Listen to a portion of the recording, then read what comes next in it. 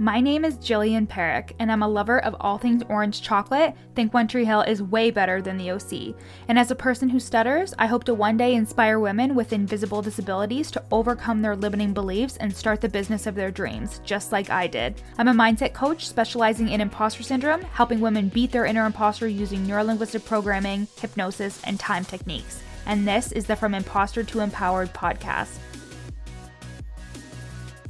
This podcast is for you if you're an entrepreneurial woman trying to navigate the online space with a lot of passion and a lot of uncertainty. If you feel like your ideas are unoriginal, that your message isn't necessary or important, or like you're a complete and total fraud, then you've come to the right place. This podcast will take you from imposter to empowered with ninja-like brain hacks, easy to implement strategies, and uplifting real talk to make you feel like everything you want is in reach. Let's get started, girlfriend.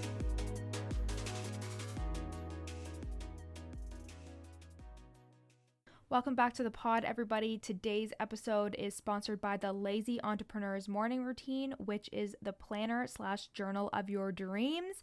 This is an amazing 2-in-1 planner/journal combination that I created because I was so sick of lugging around my journal and my planner at the same time and going from thing to thing. I work full time, so I would always be sitting there for over half an hour in the morning trying to plan out my day and then trying to get some journaling in because I know how good it is to journal.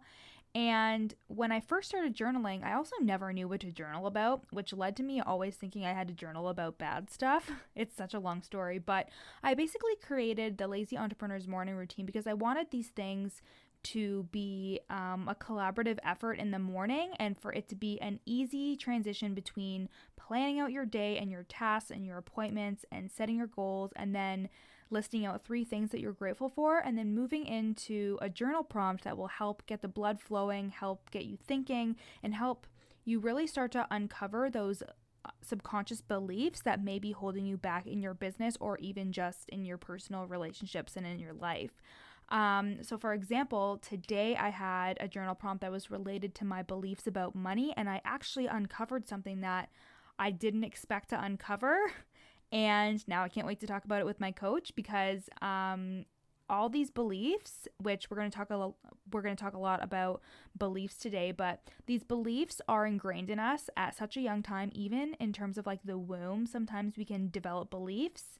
Or things can happen in past lives and they contribute to how we feel about ourselves now. So it's really important to do this type of work, especially if you're an entrepreneur, because your mindset is your most important asset. If your brain and your emotional health, your mental health, and your physical health are not in optimal shape, then you will have a hard time in your business, because if you are operating at the highest level, then that means that your business gets the best of you, right? So this journal/planner has over 180 journal prompts in it that I created custom to help you realize and overcome these limiting beliefs. It's truly amazing. And on the left side, you have the planner part on the left side where you list your tasks and you list your gratitudes and your appointments and anything for that day. It's undated, so even if you skip a day, that's okay. You can still use the next page. It doesn't matter. And then on the next page, you have a journal prompt and room to journal. If you're new to journaling, this journal is going to be amazing for you. And it's so easy and such a seamless way for you to get everything out of your morning routine done and done. You're not a bad entrepreneur for not having a morning routine, but this will revolutionize your morning routine and you have to get it. So you can go to the link in my show notes, or you can go to jillianperrick.com, www.jillianperrick.com, and I have it there on my website, or you can also go to my Instagram at yourcoachjill, and you can find a link for the journal there as well in my link tree. So let's get on with the episode today. And the episode title is your inner imposter just your inner child? And I ask this because our inner imposter is usually a collection of negative thoughts that we believe about ourselves. But where do these beliefs come from? These beliefs come from ingrained experiences that we have gone through, whether as children. It usually starts in childhood, but sometimes there can be experiences in when you're a teenager or in adulthood that really shape who you are. But the thing is the subconscious mind is in its most thriving capacity between the ages of 0 and 7. So between the ages of 0 and 7, you are just a sponge absorbing everything that's happening in your life, and you are taking in this information in order to develop a script for how you are going to live your life for the rest of your life. So if you were a child and you heard your parents arguing about money, that may be your first experience with money, and that may be your first experience at all with it. So what you did was you may have developed the belief of it's not safe to have money. And it doesn't always have to make sense. Like, you could have an experience and you just take whatever it is at face value. And when I say at face value, it's because your brain is just trying to make meaning out of everything, especially when you're a child. So between those ages of 0 and 7, it's just literally interpreting information and trying to make sense of it. And if that makes sense to your brain at that age, that is what will continue, and you will start to have experiences that will either shape that belief, make it more known or more certain to you, or make it less known and less certain to you, if that makes any sense. And again, when we are between the ages of 0 and 7, we are a walking, talking subconscious mind. That's because we absorb everything so quickly and so easily, because we are just taking information in order to develop that script for us to live our lives in the future. I wonder if you can hear that. I have a new microphone and the cars outside are so loud, but luckily I listen to this back and I can't hear any cars at all. Anyways, that's my brain. That's my squirrel brain. So yeah, in terms of your beliefs, how they are developed, that is essentially how they're developed. And again, it doesn't have to make sense. It could literally just be like the most basic thing that happened to you as a child, or that you experienced, or you didn't even have to be a part of the experience. You could have just like been a third party, but you developed a frame of the world and how you see the world, and that informs all your future experiences. So when it comes to our inner critic, when it comes to that inner imposter, you already know mine's named Rhonda. Rhonda doesn't say anything to me that I don't already think about myself. And Rhonda has come out in ways where she says things that have perpetuated in my life since I was a child. So I'm trying to think of something. You're not that smart. That is probably something that she used to say to me a lot. Even though I have a master's degree, even though I have been accepted to like any school that I've applied to, even though I've had numerous jobs, I've worked my way up in a company that I work for. I started my own business. I've done lots of things that, like, I know that I'm smart on a conscious level, but Rhonda would constantly tell me that I'm not smart enough. And it definitely goes back to experiences as children, or as a child, where like people would be like, oh, it's a good thing you're cute. It's a good thing you're blonde. Oh, you're such a dumb blonde. Even if they were saying it in jest, it still affects your brain when you are a kid and you're just trying to make sense of everything. You're just trying to see what's real. And even as a teenager, this happens as well. We're just trying to see what's real. And that is basically a book or a script, again, on how we determine our life and the choices that we make. So I might constantly hear that inner critic in my head saying like, you're not that smart, and that could stop me from doing something that I wanted to do, because I would tell myself, well, I'm not going to be able to figure it out because I'm not that smart. Whereas in reality, that could just be something that has been told to me, or something that has been reinforced, and then I have reinforced it with my own actions and have supported that belief even though it's non-conducive to my life or my business.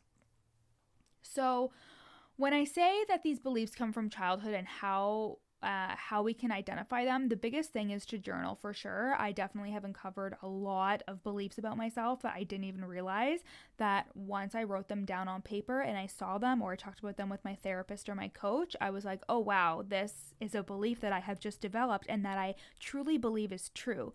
Because the thing is, with imposter syndrome, you believe that your inner critic's thoughts, your inner imposter's thoughts, are factual.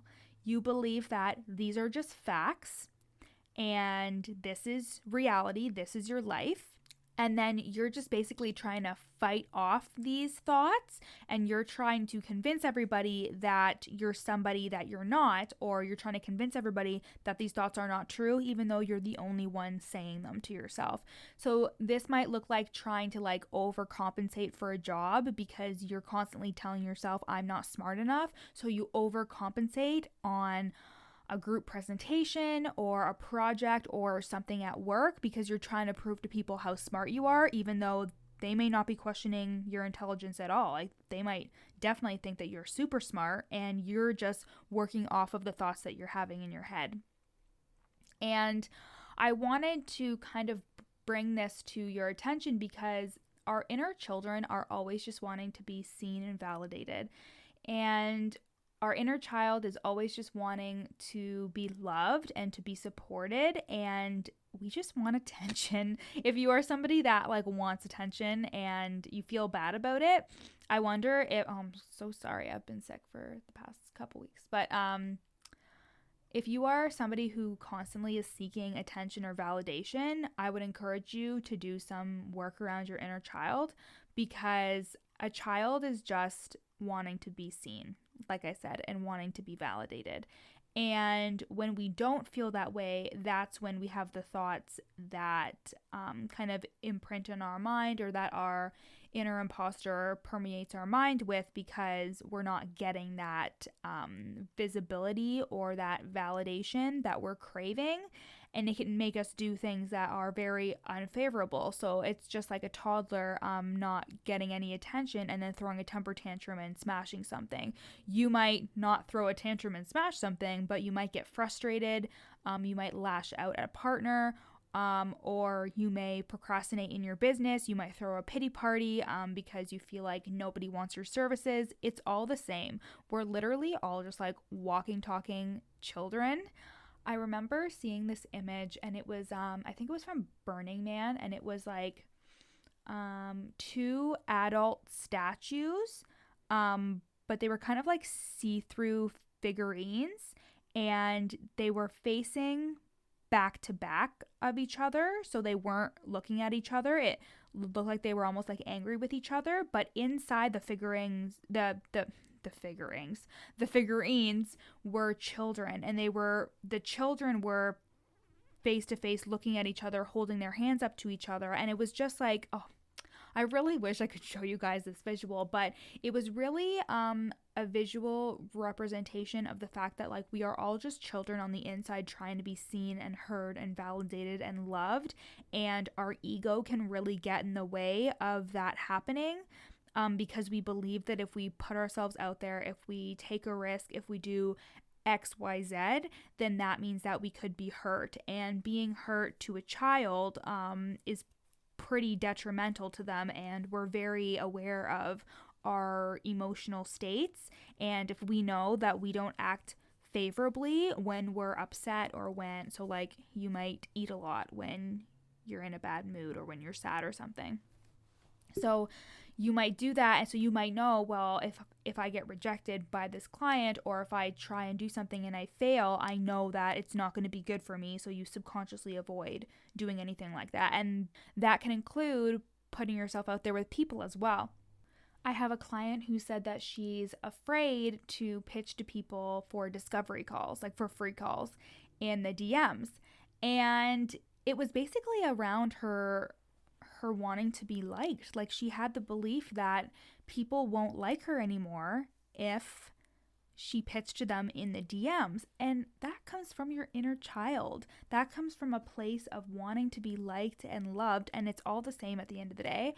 And in terms of playing, I love to dance around the living room, or me and my partner watch stupid videos, or I play with my dog, or I like draw even though I'm terrible at it, or I sing really loudly, and again, dance around the house. It's my favorite. Or I take bubble baths.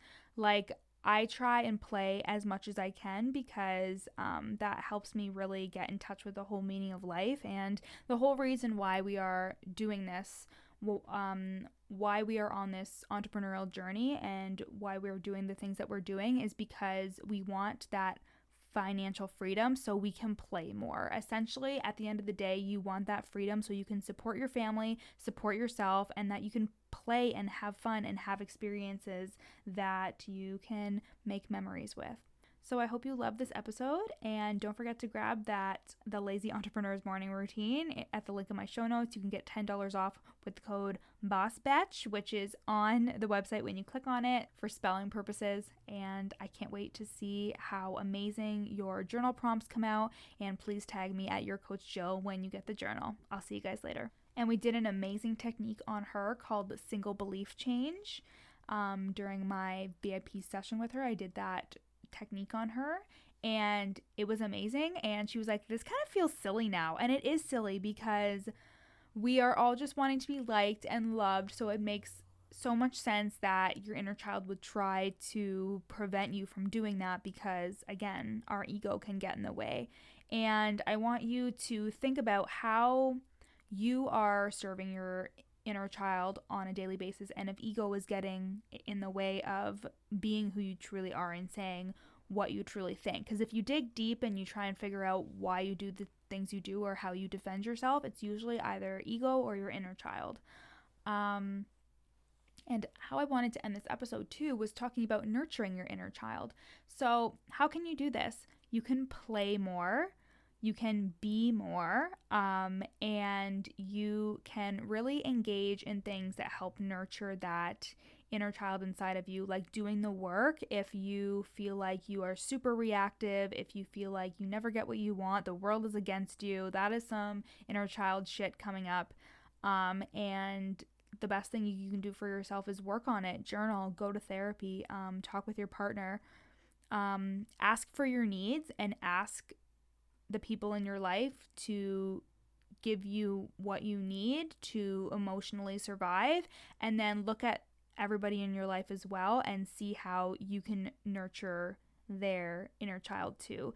And a really important thing is to always look at somebody as if you're seeing somebody as their 8-year-old self. And we're all just in the mode of self-preservation. We're all just trying to defend ourselves whenever there's any type of conflict, and that same thing goes for business. That's why it's really hard for me sometimes to be in conflict with anybody, because I feel like I can usually always see people for what they're fighting for, and it's usually just to preserve themselves and just to look after themselves. And it's really hard to be angry at people when you know that they're just coming of a place of defense for their own well-being. So it's really rarely the case that somebody is going after somebody rather than just looking out for themselves, if that makes sense. Thanks so much for listening to the From Imposter to Empowered podcast with me, Jillian Perrick. If you loved this episode, take a screenshot and share it on your Instagram story. And don't forget to tag me at Your Coach Jill. Of course, I'd love for you to rate the podcast 5 stars and leave a review. And if you screenshot your review and send it to me at Your Coach Jill on Instagram, I'll send you a free gift. At the very least, make sure you follow me on Instagram, again at Your Coach Jill, for tons of free content, strategies, and inspo. See you next time.